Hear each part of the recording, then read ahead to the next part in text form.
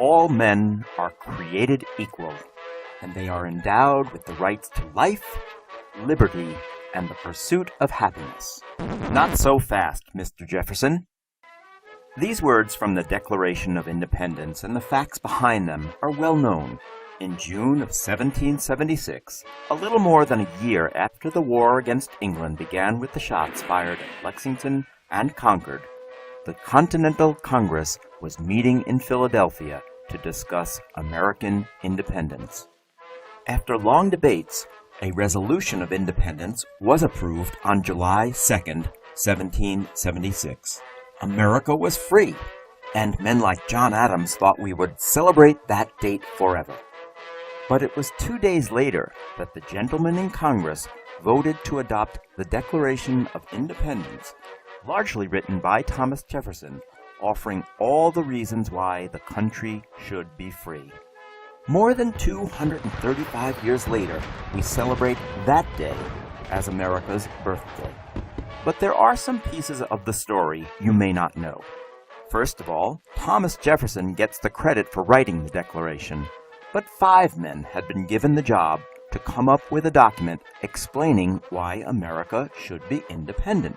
Robert Livingston, Roger Sherman, Benjamin Franklin, and John Adams were all named first.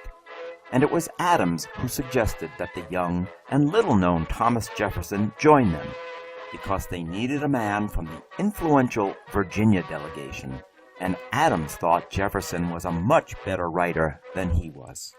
Second, though Jefferson never used footnotes or credited his sources, some of his memorable words and phrases were borrowed from other writers and slightly tweaked.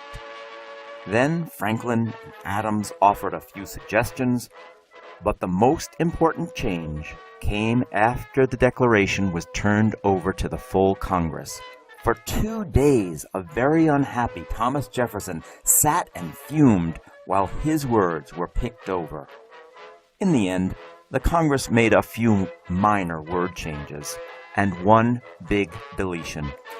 In the long list of charges that Jefferson made against the King of England, the author of the Declaration had included the idea that George III was responsible for the slave trade and was preventing America from ending slavery.